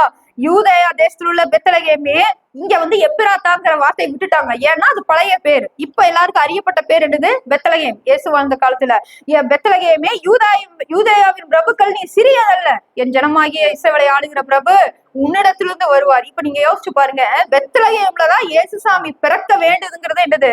தீர்க்க தரிசனம். கட்டுங்களா. ஆனா இவங்க அம்மா அப்பா எங்க இருக்கிறாங்க? வேற ஊர்ல இருக்கிறாங்க. ஆண்டவர் எப்படி அழகா கொண்டு வர்றாருன்னு பாருங்க. அவங்க வந்துதான் ஆகணும். ஏன் வந்துதான் ஆகணும்? அகஸ்து ராயனால ஒரு கட்டளை பிறக்குது, எல்லாரும் அவரவர் சொந்த ஊருக்கு தான் போகணும். சரிங்களா. இப்ப சென்சஸ் ஆரம்பிச்சிருக்காங்களா, மக்கள் தொகை கணக்கெடுப்பு ஆரம்பிச்சிருக்காங்க இல்லைங்களா. ஆப்ல கவர்மெண்ட் நிறைய வசதிகளை செஞ்சு கொடுக்குது. ஆனாலும் நம்ம என்ன பண்ண மாட்டோம், அதெல்லாம் ஃபாலோ பண்ண மாட்டோம் இல்லையா. வீடு தேடி வந்து என்ன பண்ணுவாங்க, நம்மளுக்கு வீடு வீடா வந்து என்ன பண்ணுவாங்க, மக்கள் தொகை எவ்வளவு, ஒவ்வொரு வீட்டுல எவ்வளவு இருக்குன்னு கணக்கெடுப்பாங்க இல்லையா. ஆனா இயேசுசாமி வாழ்ந்த காலத்துல அகஸ்துராயன் பிறந்த கட்டளை என்னங்க? வீடு வீடா போயெல்லாம் என்னால எடுக்க முடியாது. அவர்கள் ரோமர்கள், அவங்களுக்கு அந்த அவசியமும் கிடையாது. சரிங்களா. அவங்க என்ன பண்றாங்க, அவங்க ஒரு கட்டளை போடுறாங்க, நீங்க எல்லாரும் உங்க சொந்த ஊருக்கு வந்து என்ன பண்ணுங்க, உங்க வழக்கத்தின்படி, அதாவது அவங்க வம்ச அட்டவணையை ரொம்ப பாதுகாப்பாங்க இஸ்ரவேலர்கள். உங்க வழக்கத்தின்படி நீங்க எல்லாரும் அவரவர் பிறந்த சொந்த ஊர்ல வந்து, ஆண் மக்களுடைய ஊர்ல வந்து உங்க குடும்பத்துல எத்தனை பேர் இருந்தாலும் நீங்க கணக்கு கொடுத்துட்டு போங்க சொல்றாரு. சரிங்களா. அதுக்காக என்ன பண்றாங்க, அவங்க 2 பேரா வராங்க. கணக்கு என்ன ஆயிடுச்சு, இங்க வந்ததுக்கு அப்புறம் 3ஆ மாறிடுச்சு. ஒண்ணு வந்து இங்க வந்த உடனே அடிஷனல் ஆயிடுச்சு. அதுக்காக இவங்க என்ன பண்றாங்கன்னா, அவங்க வாழ்ந்த இடத்துல இருந்து கிட்டத்தட்ட 90 மைல், நாசரேத்துல இருந்து பெத்லகேமுக்கு வரணும்னா 90 மைல். ஒரு மைலுங்கிறது எவ்வளவு தெரியுங்களா? ஒரு மைலுங்கிறது 1.5 கிலோமீட்டர். இப்ப 90 மைல்னா கிட்டத்தட்ட 120 கிலோமீட்டருக்கு மேல, சரிங்களா, 140 கிலோமீட்டர். அங்கிருந்து 6 நாளாவது மினிமம் பயணப்பட்டு வரணும். ஏன்னா நம்மள மாதிரி என்ன இல்லைங்க, பெரிய வாகனம் எல்லாம் கிடையாது அவங்க கிட்ட வாகனங்கள்னா மிருகங்கள் இருக்கும், கழுதை அந்த மாதிரி ஏதாவது மிருகங்கள் இருக்கும். அது இல்லைன்னா நடந்துதான் வரணும், சரிங்களா. அங்கங்க இளைப்பாரி கொண்டுதான் அவங்க வரணும். 6-7 நாள் டிராவல் பண்ணி அங்கிருந்து கஷ்டப்பட்டு இந்த குழந்தையா இயேசுவ வயிற்றுல சுமந்துட்டு ஏன் இந்த ஊருக்கு வரணும்?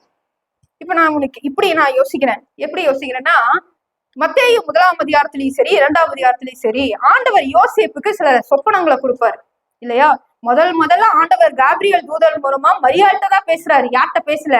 யோசேப்பு கிட்ட பேசல, மரியாள்கிட்ட தான் பேசுறாரு. நீ கர்ப்பவதியாகி நீ ஒரு குழந்தைய பெறுவேன்னு மரியாள்கிட்ட தான் பேசுறாரு. அப்ப அவங்க அதே மாதிரி கர்ப்பவதி ஆனோடனே யோசேப்பு என்ன பண்றாரு? யாருக்கா இருந்தாலும் இருக்கக்கூடிய சாதாரணமான உலகத்துக்குரிய ஒரு சந்தேகம் தான். எப்படா நம்ம கல்யாணம் முன்னாடி இந்த பொண்ணு கர்ப்பவதி ஆயிடுச்சு, இந்த பொண்ணை நம்ம சேர்த்திக்க வேண்டாம், இந்த பொண்ணை கழட்டி விட்டுறலாம்னு நினைக்கும் போது சொப்பனத்துல அவருக்கு தூதன் தோன்றி என்ன சொல்றாரு? என்ன சொன்னார் தெரியுங்களா? அற்புதமான ஒரு வசனம். நீங்க அதை வாசிச்சு பாருங்களேன். மத்தேயு 1ஆம் அதிகாரத்துல 20ஆம் வசனம்.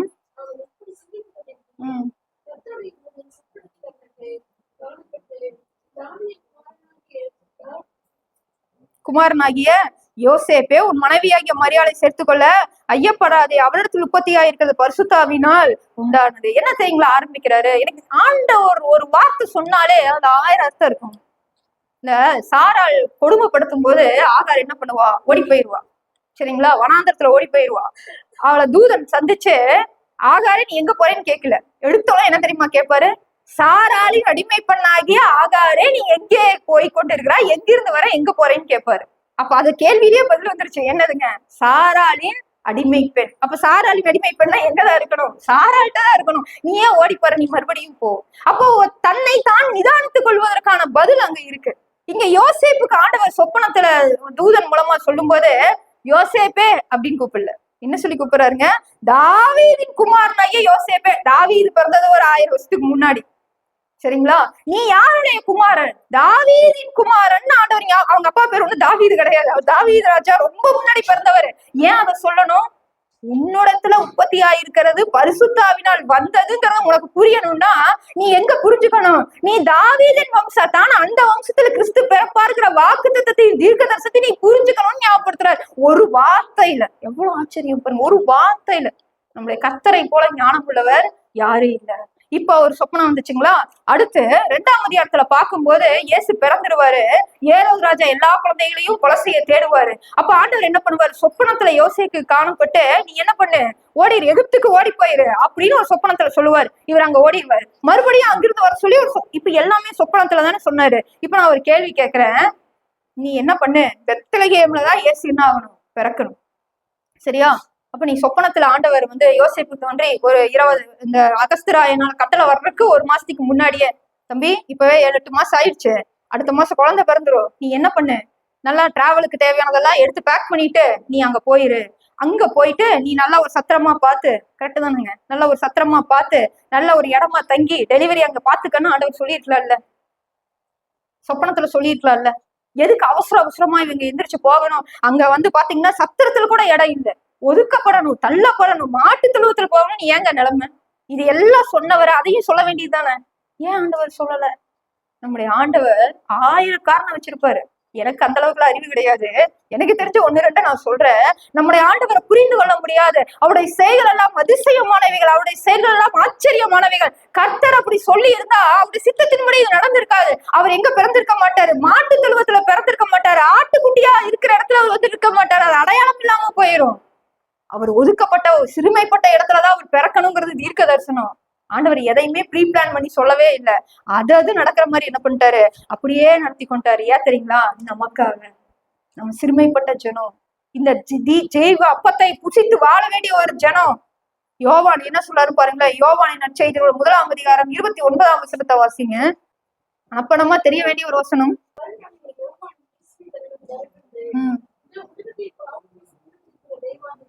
யோவான் ஸ்நானன் இயேசு கிறிஸ்துவுக்கு வழியை ஆயத்தம் பண்ணின ஒரு தீர்க்கதரிசி இல்லைங்களா.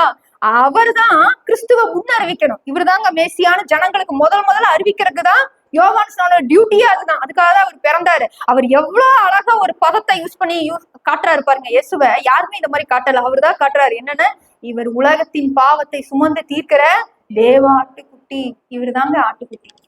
அப்ப இந்த பெத்லகேம் எதுக்கு அடையாளம்? ஆட்டுக்குட்டிக்கு அடையாளம், கிறிஸ்துவுக்கு அடையாளம். இந்த தேவ ஆட்டுக்குட்டி வந்து பிறக்கிற ஊர் இது. ஆடுகள் செழுமையா வளரக்கூடிய ஒரு ஊர் இது. இந்த ஆடுகள் ஜெருசலேம் தேவாலயத்துக்கென்று பலிக்கென்று பஸ்காவுல பலியிடப்படுவதற்கென்று வளர்க்கப்படுகிற ஆடு இங்கதான் இருக்கும். அந்த இடத்துலதான் இயேசு வந்து என்ன ஆகணும்? பிறக்கணும். எப்படி அந்த ஆடுகளை ஆசாரியன் செக் பண்ணி ஒரு குறையும் இல்லைங்கிறதுக்கு அப்புறம் பலியிடுவாரோ, அதே போல இயேசு சாமியும் சிலுவை மரணத்துக்கு போறதுக்கு முன்னாடி அவரிடத்துல பொய்யான சாட்சியை நிறைய தேடுறாங்க. தேடியும் ஒன்றும் அகப்படவில்லை. ஆசாரியன் தேடுறான், பிரதான ஆசாரியன் இயேசுவுக்கு எதிராக பொய் சாட்சி தேடுறான், எதுவுமே கிடைக்கல. பிலாத்து சொல்றாரு, அங்க ஒரு சாட்சி வருது, இவரிடத்தில் ஒரு குற்றமும் நான் காணவில்லை. பலியற்ற ஒரு ஆடு, பழுதே இல்லாத ஒரு ஆடு, அந்த ஆடு என்ன ஆகணும்? பலியிடப்படணும். பஸ்கா பண்டிகையில தான் ஆண்டவர் மரிக்கிறார். ஏன் தெரியுங்களா? பஸ்கா பண்டிகையில தான் ஒரு இளவயது உள்ள ஆண் ஆடு என்ன ஆகணுங்க? பலியிடப்படணும். எல்லாமே தீர்க்க தரிசனத்தின் நிறைவேறுது. எல்லாமே கிறிஸ்துவுக்குள்ளாக நிறைவேறி முடியுது. அதுக்கு இந்த பெத்லகேம் ஒரு ஆச்சரியமான ஒரு அடையாளமா இருக்குது. இந்த பெத்லகேம்லதான் தாவீது எப்படி ஆடுகளை வளர்த்திருப்பாருங்க.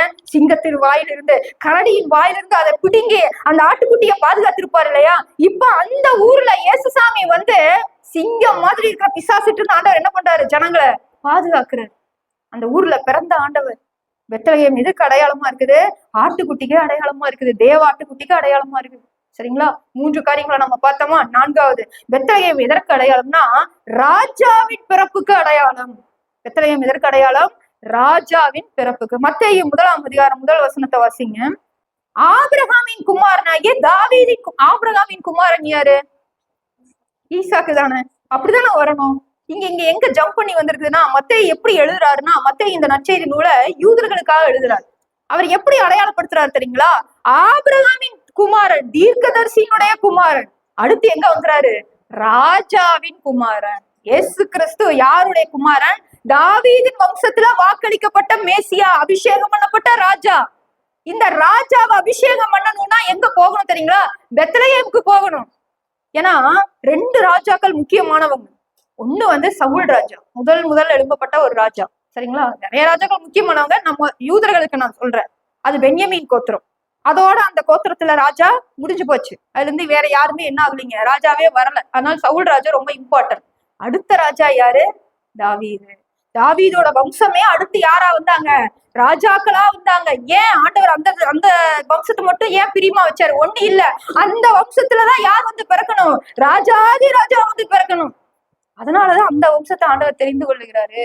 இந்த தாவீது எங்க அபிஷேகம் பண்ணப்படுறாரு தெரியுங்களா? 1 சாமுவேல் எடுத்துக்கொள்ளுங்களேன். 1 சாமுவேல் 16ஆம் அதிகாரம் 1ஆம் வசனத்தை வாசிங்க.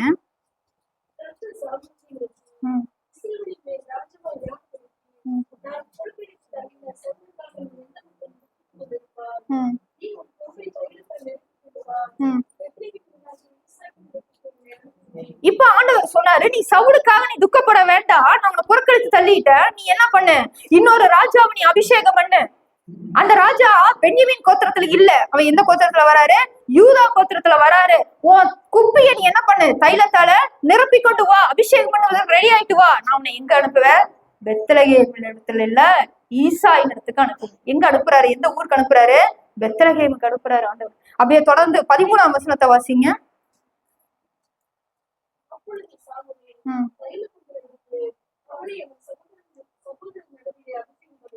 அவனை சகோதரர் நடுவுல எந்த ஊர்ல அபிஷேகம் பண்ணிருப்பாரு? பெத்லகேம். சரிங்களா? அப்போ ஒரு ராஜா அபிஷேகம் பண்ணப்பட்ட இடம் எதுங்க? பெத்லகேம். தாவீது ராஜாவாக பிறந்த இடம் எதுங்க? பெத்லகேம். அந்த பெத்லகேம் ஊரே என்ன அர்த்தம் தெரியுங்களா? the city of David. New டெஸ்டமெண்ட்ல, புதிய ஏற்பாட்டுல தாவீதின் நகரம்ங்கிறது எதுதான்? பெத்லகேம் தான். அந்த ராஜாவின் பிறப்புக்கு அடையாளமான ஒரு இடத்துலதான் இயேசுசாமி வந்து என்ன ஆகணும்? பிறக்கணும். அங்கதான் ராஜாவை அபிஷேகம் பண்ணாங்க. அங்கதான் தாவீது ராஜா பிறந்தாரு. அங்கதான் தன்னுடைய குமாரன், வாக்களிக்கப்பட்ட மேசியா, ராஜாங்கிற அடையாளமா என்ன பண்ணணும்? அந்த ஊர்ல வந்து பிறக்கணும். ஆனா ராஜாவா அவர் பிறக்கல. எவ்வளவு ஆச்சரியமா இருக்கு இல்லைங்களா? அவர் ராஜா தான். நம்ம ஆடுகளை பத்தி பார்த்தோம் பாத்தீங்களா? அவர் தேவ ஆட்டுக்குட்டி. சங்கீதம் 23ல தாவீது எழுதுறாரு. எப்படி எழுதுனாங்க? கர்த்தர் என் மேய்ப்பரா இருக்கிறாரு. இப்ப தாவீது ஆட்டுக்குட்டியா மாறிட்டாரு. நான் வந்து என்னது? ஒரு ஆட்டுக்குட்டி. என்னை மேய்க்கிறது யாரு? என் கர்த்தர். அவர் மேய்ப்பரா இருக்கிறாரு. அவர் புல்லுள்ள இடங்கள்ல என்னை மேய்ப்பாரு, அமர்ந்த தண்ணீர்கள் என்னை நடத்துவாரு. ஆண்டவரே சொல்றாரு, யோவான் 10 சொல்றாரு, நானே நல்ல மேய்ப்பன், ஆடுகளுக்காக ஜீவனையும் கொடுக்கக்கூடிய மேய்ப்பன் நான். அப்ப ஆண்டவரே தேவாட்டுக்குட்டியாவும் இருக்கிறாரு, ஆண்டவரே மேய்ப்பனாவும் இருக்கிறாரு. எவ்வளவு அவதாரம் பாருங்க. இந்த ஆட்டுக்குட்டியும் மேய்ப்பர்களை சந்திக்கிற இடம்தான் பெத்லகேம் தான். யாருக்கு முதல்ல போய் அறிவிக்கப்பட்டது? ராஜா பிறந்தத ராஜாவுக்கு போய் அறிவிக்கல, ஏரோதுக்கு போய் அறிவிக்கல. ராஜா பிறந்தது யாருக்கு அறிவிக்கப்பட்டது? மேய்ப்பர்களுக்கு. எவ்வளவு ஆச்சரியமா இருக்குது. இந்த பெத்லகேம்ங்கிற ஒரு சின்ன ஊருக்குள்ள இத்தனை விஷயங்களும் கலந்து இயேசுவை குறிக்கிறது ரொம்ப ஆச்சரியமா இருக்குது. இயேசு ராஜாதி ராஜா, கர்த்தாதி கர்த்தா இல்லைங்களா? அபிஷேகம் பண்ணப்பட்ட ஒரு ராஜா. அது மாத்திரம் இல்ல, கிழக்கிலிருந்து சாஸ்திரிகள் பெத்லகேமை தேடி வராங்க, அதாவது எருசலேமை தேடி வராங்க. சரிங்களா? எந்த ஊரு தெரிஞ்சதுக்கு அப்புறம் பெத்லகேமை தேடி போறாங்க. அவர் ராஜா. உலகத்தில் இருக்கிற சகல ஜனங்களும், இந்த சாஸ்திரிகள் இஸ்ரவேலர்கள் கிடையாது, அவர்கள் கிழக்குல இருந்து வருகிற அந்நிய தேசத்தார். ஆனா எல்லாரும் ராஜாவை தொழுது கொள்ளுவார்கள், இந்த ராஜாவை தொழுது கொள்ளுவார்கள் என்பதற்கு அடையாளமா தான் அந்த ஊர் குறிக்கப்பட்டது, பெத்லகேம். ஹல்லேலூயா.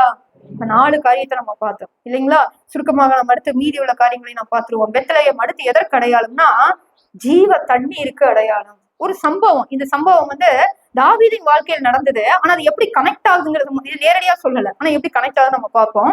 1 நாளாகமம் 11ஆம் அதிகாரம் 16 - 19 வரையுள்ள வசனங்களை வாசிக்கலாம்.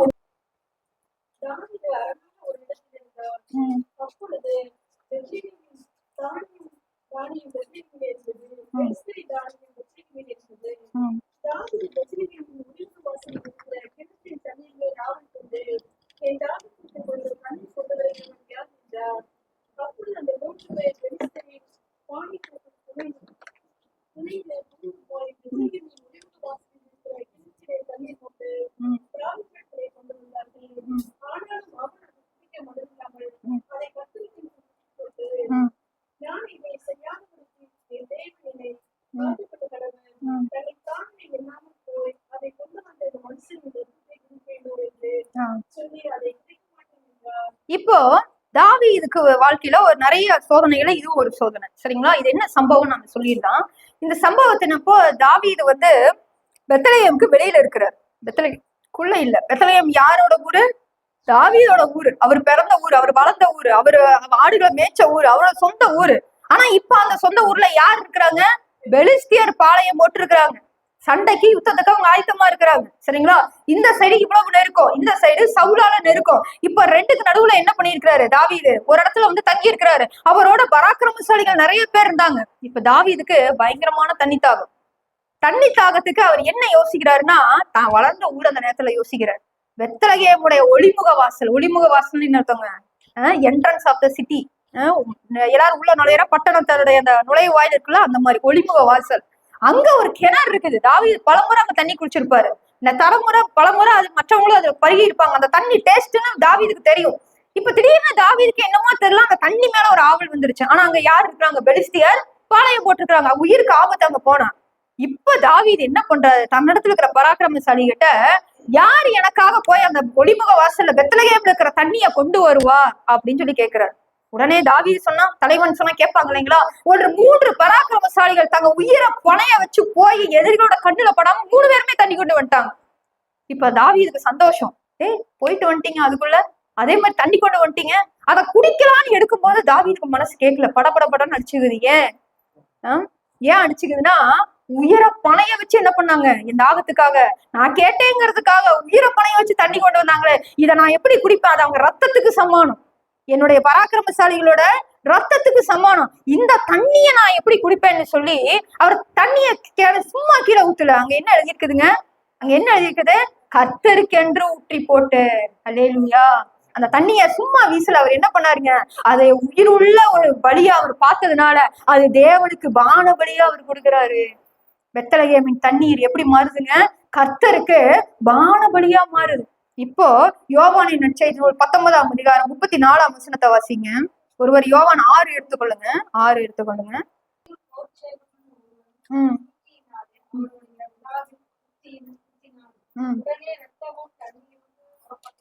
ஆண்டவருடைய சிலுவை மரணத்துல, பாடுகள்ல, ஆண்டுடைய சரீரத்துல ஒரு போர்ச்சகவன் என்ன பண்ணா? ஈட்டியினாலே குத்துனான். உடனே என்ன வந்துச்சான்? தண்ணீரும் ரத்தமும். இந்த பெத்லகேம்ல நடந்த இந்த சம்பவத்திற்கு அது ஆதாரமா இருக்குது. பெத்லகேம்ல எப்படி கொண்டு வந்த அந்த பிரியமான தண்ணீரை தாவீது தனக்கென்று எடுத்துக்கொள்ளாம அது ரத்தத்தை போல பார்த்தாரோ, தண்ணிய ரத்தமா பார்த்து அதை கர்த்தருக்கு கொடுத்தாரோ, அதே போல இங்க ஒரு பலி நடக்குது. அது ஆண்டவராகிய இயேசு கிறிஸ்து தன்னுடைய ரத்தத்தையும் தண்ணீரையும் அவர் சிந்துறாரு. இதற்கு இந்த சம்பவம் ஒரு சின்ன அடையாளம் தான். அது நேரடியா குறிக்க நம்ம சொல்ல முடியாது, ஒரு சின்ன அடையாளம். யோவானின் நற்செய்தியில் 6:55-56 ஆண்டுடைய வார்த்தை என்று சொல்லுது.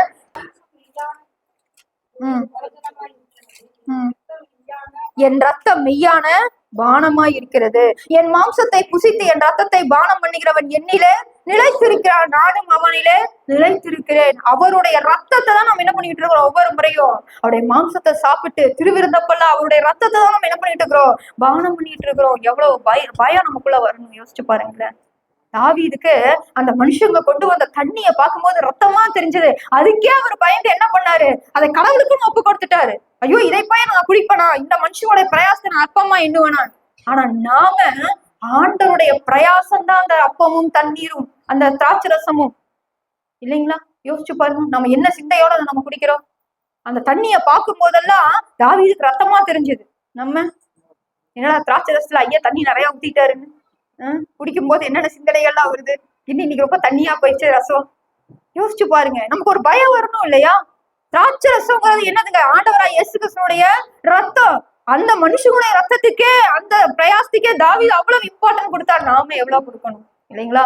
இந்த பெத்லகேம் இயேசு கிறிஸ்துவை எப்படி அடையாளப்படுத்துகிறது? அவர் ஜீவ தண்ணீராக. ஆல்ரெடி நான் சொன்னேன் பாத்தீங்களா, அங்க பசுமையான நிலங்கள்ல இருக்குன்னு. அது எதனாலனா, பசுமையான வயல்வெளி இருக்கு, அங்க நல்ல மரங்கள் வளருதுன்னா அங்க என்ன இருக்கணுங்க? அங்க தண்ணி இருக்கணும். நிலத்தடி நீர், நீரூற்றுகள் நிறைந்த ஒரு செழுமையான ஒரு இடம் பெத்லகேம். ஆண்டவர் தேர்ந்தெடுத்தது எப்படி தெரியுங்களா? தனக்கு கனி தரக்கூடிய ஒரு நிலத்தை ஆண்டவர் தேர்ந்தெடுக்கிறாரு. ஹல்லேலூயா. அது சின்னதா இருந்தாலும் பரவாயில்ல, அது அற்பமா எண்ணப்பட்டாலும் பரவாயில்ல, ஆனா எனக்கு கனி தரக்கூடிய, என்னை நேசிக்கிற, என்னை விசுவாசிக்கிற சிறுமைப்பட்டவன ஆண்டவர் என்ன பண்றாரு? தெரிந்து கொள்ளுகிறார். இந்த பெத்லகேம் ஜீவ தண்ணீருக்கு அடையாளம். கடைசியாக பெத்லகேம் மணவாளனை பெற்றுக் கொள்வதற்கு அடையாளம். ரூத் புத்தகத்தை எடுத்துக்கொள்ளுங்க. ஆல்ரெடி நான் சொன்னேன், ரூத் புத்தகம் எங்க நடக்குதுங்க? பெத்லகேம்ல நடக்கிற சம்பவம் தான் ரூத் புத்தகம் இல்லைங்களா? ரூத் புத்தகத்தை எடுத்துக்கொள்ளுங்க. ரூத்ல நமக்கு தெரியும், நம்ம வாசிக்க நேரம் இல்ல, ஆனா நீங்க 4ஆம் அதிகாரத்தை எடுத்துக்கோங்க. ரூத் புத்தகத்துல என்ன சம்பவம் நடக்குது? நகோமியோட குடும்பம் என்ன ஆகுதுங்க? பெத்லகேம்ல பஞ்சம் வருது. வாசிக்க நேரம் இல்ல, முதல் 2 வசனங்களை வாசிட்டீங்கன்னா உங்களுக்கு தெரியும். பெத்லகேம்ல இவ்வளவு செழுமையான வளமையான ஒரு இடத்துல என்ன வருதுங்க? பஞ்சம் வருது. இவங்க எந்த ஊருக்காரங்க? நகோமி பெத்லகேம் ஊருக்காரங்க. ஆனா அந்த ஊர்ல என்ன ஆயிடுச்சு? இப்போ பஞ்சம் வந்துருச்சு. இந்த ஊர்ல எல்லாம் பஞ்சம் வருமா? வரும். எப்பேரிப்பட்ட சூழ்நிலையில, எப்பேரிப்பட்ட தேவ பிள்ளையும் விழுந்து போறக்கான சூழ்நிலை வரும், சோதனைகள் வரும். நாம என்ன பண்ணணும்? என்ன கஷ்டம்னாலும் நம்ம அங்கேயே இருக்கணும். ஆனா நகோமி என்ன பண்றாங்க? அவங்க குடும்பத்தார் என்ன பண்றாங்க? 2 பசங்க, அவங்க கணவன் மனைவி 2 பசங்க என்ன பண்றாங்க? பஞ்சம் வந்ததுனால பஞ்சம் உழைக்கிறதுக்காக என்ன பண்றாங்க? வேற தேசத்துக்கு போனாலும் பரவாயில்ல. என்ன தேசத்துக்கு போயிட்டாங்க? மோவாப் தேசத்துக்கு போயிட்டாங்க. அந்த மோவாப் தேசம் தேவனால அருவருக்கப்படத்தக்க தேசமா இருந்தது. அங்க போயிட்டாங்க. அங்க போனதுனால, பெத்லகேம்ல இருந்து மோவாப் போனதுனால என்னாச்சு? புருஷன் இறந்து போனார், 2 பசங்களும் இறந்து போனாங்க. அது சாபமா மாறுச்சு. அதுக்கப்புறம் நகோமி ரியலைஸ் பண்றாங்க, ஐயோ நம்ம இவ்வளவு பெரிய தப்பு பண்ணிட்டோமே, நம்ம சொந்த ஊருக்கே போவோம், பெத்லகேம்க்கே நம்ம போவோம்னு சொல்லிட்டு தன்னுடைய மருமகள் ரூத் வர்றேன்னு அடம் பிடிக்கிறா. அதனால ரூத்தையும் கூப்பிட்டு நகோமி என்ன பண்றாங்க? பெத்லகேமுக்கு போறாங்க. அங்க என்ன அவங்களுக்கு கிடைக்குது? ஆசீர்வாதம். இந்த பெத்லகேம் ஆசீர்வாதத்துக்கு ஒரு அடையாளம். அங்க சாபமான ஒரு இடத்துல இருந்து அவங்க திருப்பி எங்க வராங்க? பெத்லகேமுக்கு ஆசீர்வதிக்கப்படுகிற ஒரு இடத்துக்கு வராங்க. அங்க வந்து சும்மா அவங்க சாப்பாடு சாப்பிட்டு மட்டும் ஆசீர்வாதமா இல்ல, அங்க என்ன கிடைக்குது? ரூத்துக்கு வாழ்க்கை கிடைக்குது. அங்க போவாஸ் கிடைக்கிறாரு. அங்க ஒரு மணவாளனை கண்டுபிடிக்கிறாங்க. அப்ப மணவாளனை கண்டுபிடிக்கணும்னா எந்த ஊருக்கு போகணும்? பெத்லகேமுக்கு போகணும். நம்ம பழைய பாவங்களை விட்டுட்டு, பழைய அசுத்தங்களை விட்டுட்டு, நம்ம தேவன் வேண்டாம்னு சொன்ன எல்லா காரியங்களையும் விட்டுட்டு நம்ம எங்க தேடி வரணும்? இயேசு கிறிஸ்துவ தேடி வரணும். அதற்கு அடையாளமான ஒரு நாடகம் இல்ல, அது நடந்த சம்பவம். நான் நாடக பாணியில நான் சொல்றேன். அதுக்கு அடையாளம் தான் என்னது? ரூத் நகோமியினுடைய வாழ்க்கை ஆசீர்வதிக்கப்பட்டது. இப்ப அந்த ரூத் 4ஆம் அதிகாரம் 11ஆம் வசனத்தை வாசிங்க.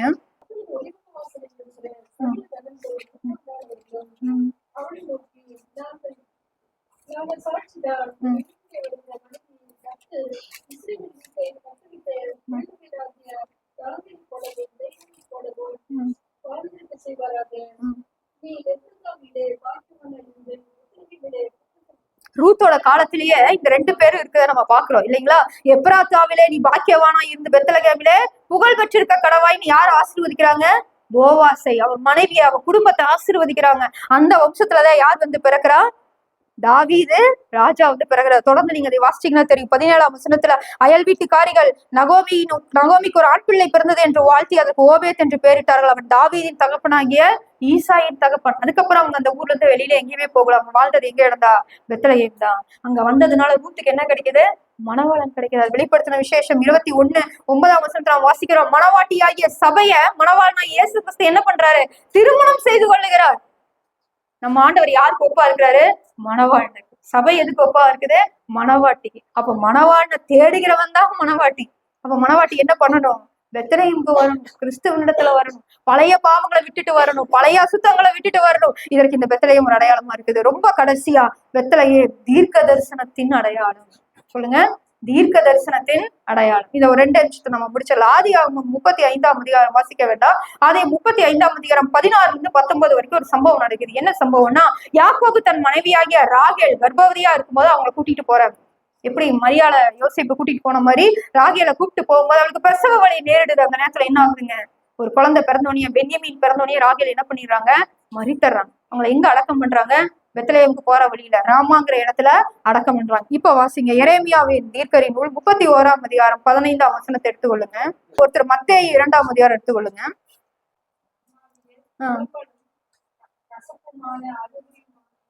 கூக்குரல் கேட்கப்பட்டது.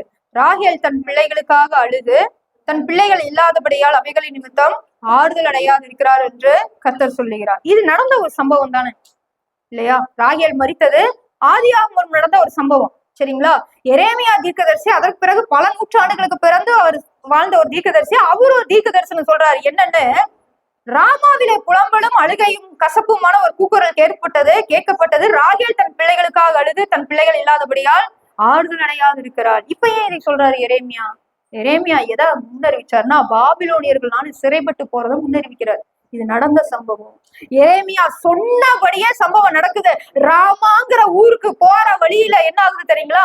இஸ்ரவேலர்களை பாபிலோனியர்களை கைது பண்ணி போகும்போது அங்க இருக்கிற சின்ன குழந்தைகள், பிறந்த குழந்தைகளை எல்லாம் கல்லுல இப்படி தலையோட மோதி அடிச்சு அதை தூக்கி வீசிட்டு போயிட்டாங்க. குழந்தைகளை எல்லாம் கொண்டாங்க. இந்த ஏன் ராகேல் அங்க குறிப்பிடப்படுது? ராகேல் அதே போல அந்த ஊருக்கு போற வழியில இறந்தாங்க. அதே சம்பவம் திரும்பியும் இஸ்ரவேலர்களுக்கு நடக்குங்கிறது அங்க எரேமியா தீர்க்கதரிசினால சொல்லப்படுது. ராகேலையே மென்ஷன் பண்றாங்கன்னா 2 காரணம். ஒண்ணு, அவங்க அந்த இடத்துல இறந்தாங்க. இன்னொன்னு, ராகேல் யாருடைய மனைவி? யாக்கோபுடைய மனைவி, அதாவது இஸ்ரவேலுக்கு மனைவி. அப்ப இஸ்ரவேலின் தகப்பன் யாக்கோபுனா இஸ்ரவேலுக்கு தாய் யாரு? ராகேல். இஸ்ரவேலுக்கெல்லாம் தாயாகி அந்த ராகேல் அடையாளமா கொடுக்கப்படுறா. அந்த இஸ்ரவேல் வம்சத்துல இருக்கிற பெண்கள் எல்லாம் கதறி அழுவாங்கன்னு. இது ஏற்கனவே நடந்தது. மறுபடியும் ஒரு முறை இயேசுவின் காலத்துல மறுபடியும் ஒரு 2வது முறை நடக்குது. மத்தேயு 2ஆம் அதிகாரத்தை நம்ம வாசிக்க முடியும். இதே தீர்க்க தரிசனம் அப்படியே அங்க நடக்குது. ராகேல் தன் பிள்ளைகளுக்காக அழுது ஆறுதல் அடையாது இருக்கிறாள். நாங்க 2 வயதுக்குட்பட்ட பிள்ளைகளை எல்லாம் கொலை செய்யும் போது அது சொல்லப்படுது. பிரியமானவர்களை, இந்த பெத்லகேம் எத்தனை இடத்துக்கு அடையாளமா இருக்குன்னு பாருங்க. பெத்லகேம்ல 2 வயதுக்கு உட்பட்ட குழந்தைகளை என்ன பண்ணாங்க? கொலை செய்தாங்க. அங்க ஆசீர்வாதமும் இருக்கு, அங்க உபத்திரவங்களும் இருக்கு. அது தீர்க்க தரிசனம் துல்லியமாக நிறைவேறிய ஒரு இடம். நம்ம சிறுமைப்பட்டு இருந்தாலும் கூட நம்ம வாழ்க்கையிலும் தீர்க்க தரிசனத்தை ஆண்டவர் என்ன பண்ணுவாரு? துல்லியமா நிறைவேற்றுவார். இப்ப நம்ம 7 காரியங்களை பார்த்தோம். 7 பார்த்துட்டோமான்னு யோசிக்கிறீங்களா? 7 காரியங்களை பார்த்தோம். பெத்லகேம் எதற்கெல்லாம் ஒரு அடையாளம்? அழைக்கப்பட்டவர்கள் அநேகர், தெரிந்து கொள்ளப்பட்டவர்கள் சிலர். அந்த கொஞ்சத்தை தேவன் என்ன பண்றாரு? தெரிந்தெடுத்து கொண்டு ஆசீர்வதிக்கக்கூடியவரா இருக்கிறார். இப்ப நம்ம 7 மட்டும் என்னன்னு சொல்லிடுவோமா? பெத்லகேம் எதற்கு அடையாளம்? சிறுமைப்பட்டவர்களுக்கு அடையாளம். 2வது பெத்லகேம் ஜீவ அப்பத்திற்கு அடையாளம். 3வது பெத்லகேம் தேவ ஆட்டுக்குட்டிக்கு, ஆடுகளுக்கு அடையாளம். 4வது பெத்லகேம் ராஜாவினுடைய பிறப்புக்கு அடையாளம். 5 பெத்லகேம் ஜீவ தண்ணீருக்கு அடையாளம். 6வது பெத்லகேம் மணவாளனை அடைவதற்கு அடையாளம். கடைசியாக பெத்லகேம் எதற்கு அடையாளம்? தீர்க்க தரிசனத்திற்கு அடையாளம். இது எல்லாம் ஏன் சம்பவிக்குது? இது எல்லாம் ஒரு அடையாளமாக நம்ம கண்டுபிடிக்கணும். கிறிஸ்துதான் மெய்யான ரட்சகர், அவர் மாத்திரம்தான் கர்த்தர், அவர் மாத்திரம்தான் உலகத்தில் இருக்கிற அத்தனை ஜனங்களுக்காகவும் வாழ்ந்தவர், வாழக்கூடியவர், வாழ வைக்கிறவர் என்பதை நம்ம கண்டுபிடிப்பதற்கு இந்த பெத்லகேம் ஒரு அடையாளமா இருக்கு. நாளைக்கு இந்த பெத்லகேம் எதற்கு அடையாளமா மாறணும் தெரியுங்களா? பெத்லகேம் அப்படிங்கிற இடத்துல நம்ம பேரை போட்டுக்கணும். சரிங்களா? நாம என்னவா இருக்கணும்? கிறிஸ்துவுக்கு அடையாளம். இது முடிஞ்சது. பெத்லகேம் அந்த நாட்கள்ல வாழ்ந்து முடிச்சாச்சு. இயேசு கிறிஸ்துவுக்கு அடையாளமா முடிஞ்சிருச்சு. இனி இயேசு கிறிஸ்துவுக்கு யார் அடையாளம்? நீங்களும் நானும் தான். தெரிந்து கொள்ளப்பட்டவர்கள் அடையாளம். அப்படி ஒரு வாழ்க்கையை கத்த நமக்கு தருவாராக. நம் தலைகளை தாழ்த்தி அவனுடைய சமூகத்தை நோக்கி பார்ப்போம். ஸ்தோத்திர ஆண்டவரே. இஸ்ரவேலிலே அநேகர் விழுகிறதற்கும் எழுந்திருக்கிறதற்கும் பேசப்படும் அடையாளமாவதற்கும் ஆண்டவரே ஒரு காரியத்தை நீ முன்குறித்து வைத்திருந்தீரே சுவாமி. எங்களுடைய வாழ்க்கையிலும் எங்களுடைய தேசத்திலும் அப்பா எங்களுடைய திருச்சபைகளிலும் அப்பா நாங்கள் அடையாளமாய் இருப்பதற்கு இந்த நாளிலே நாங்கள் பெத்லகேமை குறித்து நாங்கள் சிந்தித்தோம் தகப்பனே. உங்களுடைய நாமத்தினாலே உங்களுடைய பிள்ளைகளாய் எங்கள் ஒவ்வொருவரையும் நீங்க காத்து கொள்ளுங்க. ஜீவ அப்பத்தை இந்த ஜீவ தண்ணீரை ஆண்டவரே நாங்கள் பருகும் போதெல்லாம் இந்த பெத்லகேமை நீ தெரிந்து கொண்டது போல ஆண்டவரே நீர் எங்களையும் தெரிந்து கொண்டு இருக்கிறீர். சிறுமைப்பட்டவர்களாகி எங்களையும் நீ தெரிந்தெடுத்து வைத்திருக்கிறீர் என்பதை நாங்கள் நினைவு கூர்ந்து அப்பா உம்மிடத்திலே நாங்கள் கிட்டி சேர எங்களுக்கு உதவி செய்யுங்க. எங்களுடைய அசுத்தமான பழைய வாழ்க்கையிலிருந்து ஆண்டவரே ரூத்தை போல நாங்கள் விடுபட்டு வெளியே வந்து அப்பா உண்மை மனவாளனாகிய உண்மை நாங்கள் தெரிந்து கொள்ள ஆண்டவரே இந்த நாளிலே நீர் எங்களை வழிநடத்துங்க சுவாமி. நீர் அப்பா எங்களை ஆசீர்வதிக்கிற தேவன். நீர் எங்களை அப்பா உண்டாக்கின தேவன். எங்களை போஷிக்கிற நல்ல மேய்ப்பராய் இருக்கிறீர் சுவாமி. உம்மோடு கூட நாங்கள் வாழ இந்த வாழ்க்கை நீர் எங்களுக்காக கொடுத்திருக்கிறீர் சுவாமி. உங்களுடைய பரிசுத்த சமூகத்துல எங்களை தாழ்த்தி ஒப்பு கொடுக்கிறோம். ஆண்டவரே இந்த வசனங்களை கேட்ட ஒவ்வொருவருடைய இருதயத்திலும் நீர் கிரியை செய்யும் சுவாமி. எங்களுக்காக அப்பா நீர் யுத்தம் செய்யும். எங்களுக்காக அப்பா நீர் வழக்காடும். எங்களுக்காக நீர் விண்ணப்பம் செய்யும் ஆண்டவரே. நாங்கள் உம்முடையவர்களாய் வாழ எங்களை ஆசீர்வதித்து அனுப்பும். இரட்சகர் இயேசு கிறிஸ்துவின் நாமத்திற்கே எல்லா துதிகன மகிமையும் செலுத்தி அவர் மூலமாகவே எல்லா விண்ணப்பங்களையும் நாங்கள் ஏறெடுக்கிறோம். ஜெபம் கேளும் நல்ல பிதாவே. ஆமென்.